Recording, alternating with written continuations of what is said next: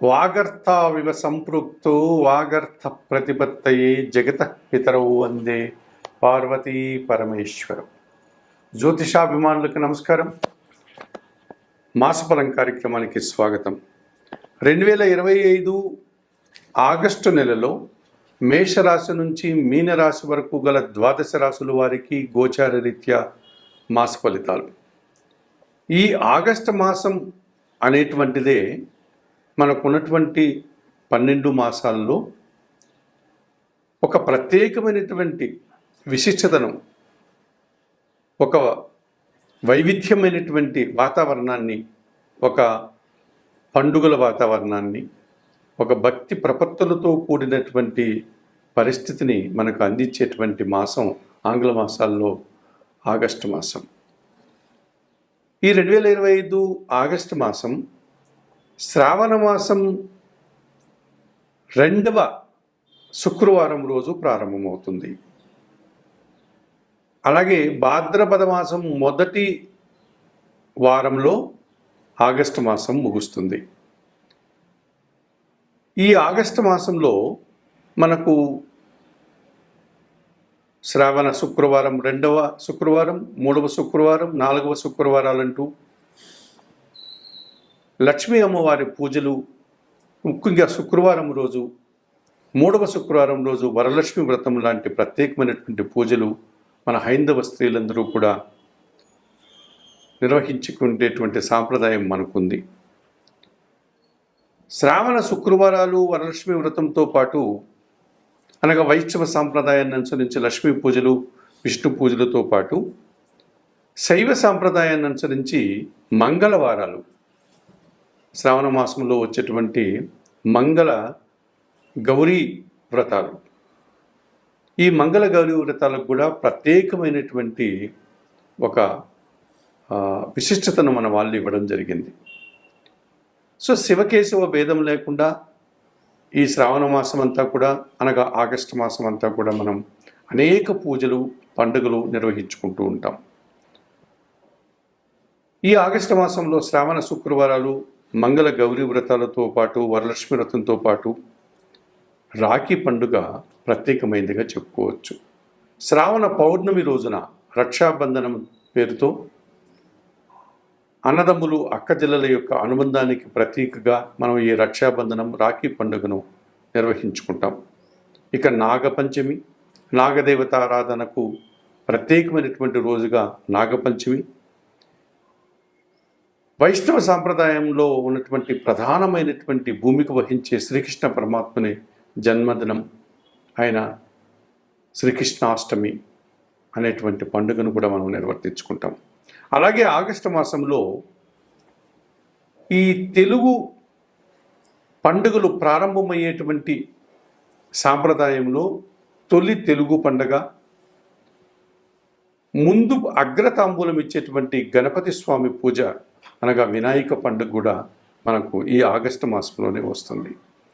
ఈ విధంగా ఆగస్టు మాసంలో శ్రావణ శుక్రవారాలు, మంగళ గౌరీ వ్రతాలు, వరలక్ష్మి వ్రతం, రాఖీ పండుగ, నాగుల పంచమి, శ్రీకృష్ణాష్టమి, వినాయక చవితి అనే అనేక పండుగలు, పర్వదినాలు మనకు ఈ మాసంలో ఉన్నాయి. ఇక గ్రహాల స్థితిగతులను కనుక పరిశీలిస్తే ఈ 2025 ఆగస్టు మాసంలో గ్రహరాజు అయినటువంటి సూర్య భగవానుడు ఆగస్టు నెల 16 వరకు కర్కాటక రాశిలోనే సంచరిస్తాడు. ఆగస్టు 16 తర్వాత ఆయన సింహరాశిలోనికి ప్రవేశించి ఆగస్టు నెల పూర్తిగా సింహరాశిలో ఉంటాడు. కుజగ్రహము కన్యారాశిలోనే ఈ ఆగస్టు మాసమంతా కూడా తన సంచారాన్ని కొనసాగిస్తుంది. బుధుడు కర్కాటక రాశిలోనే ఈ మాసమంతా కూడా సంచరిస్తాడు.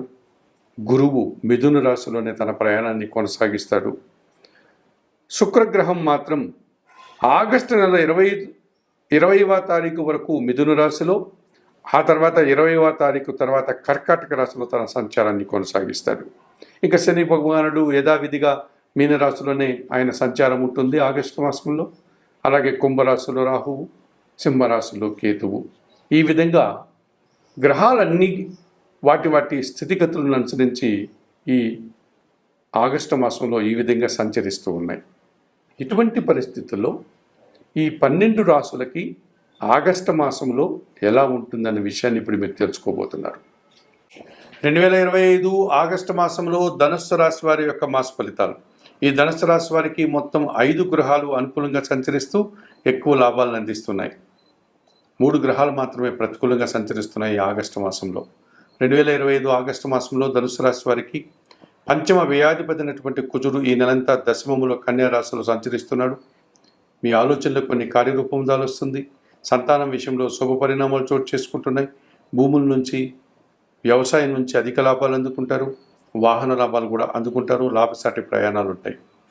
సప్తమ దశమాధిపతి అయినటువంటి బుధుడు ఈ నెలంతా అష్టమములో కర్కాటక రాశిలో సంచరించడం వల్ల జీవిత భాగస్వామితో సత్సంబంధాలు ఏర్పడతాయి. జన సంబంధాలు పెరుగుతాయి. వ్యాపార అభివృద్ధి, ఆర్థిక అభివృద్ధి, బ్యాంకు లావాదేవీలు అనుకూలంగా ఉన్నాయి. అనుకోకుండా నూతన అవకాశాలు కూడా అందిపుచ్చుకుంటారు. జన్మరాశ్యాధిపతి చతుర్థాధిపతి అయినటువంటి గురువు సప్తమంలో మిథున రాశిలో ఉన్నాడు. జన సంబంధాలు పెరుగుతాయి. కుటుంబంలో శుభకార్యాల నిర్వహణ, విందు వినోదాల్లో పాల్గొనడం, మంచి పేరు ప్రఖ్యాతులు తెచ్చుకుంటారు. షష్టమ లాభాధిపతి అయినటువంటి శుక్రుడు ఈ నెలంతా కూడా అష్టమ భావములో కర్కాటక రాశిలో సంచరించడం వల్ల పోటీ ప్రపంచంలో స్త్రీజన సహకారంతో అభివృద్ధిని సాధిస్తారు. ఆదాయం అందుకుంటారు. వృత్తి ఉద్యోగ వ్యాపారాల్లో అధిక లాభాలను సాధిస్తారు. తృతీయంలో కుంభరాశిలో రాహు సంచరిస్తున్నాడు. జన సహకారం బాగా ఉంటుంది.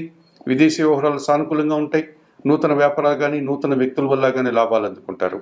2025 ఆగస్టు మాసంలో ధనుసు రాశి వారికి కుజుడు, బుధుడు, గురువు, శుక్రుడు, రాహువు సానుకూలంగా సంచరిస్తూ ఎక్కువ లాభాలు అందిస్తున్నాయి. అయితే భాగ్యాధిపతి అయినటువంటి సూర్య భగవానుడు అష్టమములో కర్కాటక రాశిలోను, భాగ్యంలో సింహరాశిలోను ఈ నెలంతా సంచారం కొనసాగడం వల్ల తండ్రి గారి ఆరోగ్య విషయంలో జాగ్రత్తలు అవసరం. ప్రభుత్వం నుంచి రావాల్సిన ఆదాయం వాయిదా పడుతుంది. అధికారులతో అభిప్రాయ భేదాలు, ఆ రకంగా ఉద్యోగంలో సమస్యలు. ద్వితీయ తృతీయాధిపతి అయినటువంటి శని భగవానుడు ఈ నెలంతా చతుర్థములో మీనరాశిలో సంచరిస్తున్నాడు. అర్ధాష్టమ శని దోషం ఉంది. ఉదర సంబంధమైన అనారోగ్యాలు, కుటుంబంలో అశాంతి, దుబారా ఖర్చులు, మీ మాటల వల్ల అభిప్రాయ భేదాలు. భాగ్యములో సింహరాశిలో కేతు సంచారం ఉంది. తండ్రి ఆరోగ్యం విషయంలో జాగ్రత్తలు అవసరం. ఆటంకాలు, అశాంతి ఇబ్బంది పెట్టే సూచన కనిపిస్తుంది. 2025 ఆగస్టు మాసంలో ఈ ధనుస్సు రాశి వారు భాగ్యకేతు దోషం నుంచి బయటపడడానికి నిత్య గణపతి ఆరాధన, గణపతి స్వామికి గరికమాల సమర్పణ, గణేశాష్టక పారాయణం చేసుకోండి. చతుర్థ శని దోషం నుంచి బయటపడడానికి శనివారం రోజు ఈశ్వరుని దర్శనం, ఈశ్వరునికి పాలాభిషేకం నిర్వహణ, వయోవృద్ధులకు కానీ లేకపోతే నిరుపేదలకు కానీ నల్ల ద్రాక్షను, నేరేడు పళ్ళను దానం చేయండి. అష్టమ రవిదోషం నుంచి బయటపడడానికి నిత్యం సూర్యారాధన, సూర్య దర్శనం, సూర్యాష్టక పారాయణం, గోధుమలు దానం చేయడం వల్ల సుఫలితాలను అందుకోగలుగుతారు.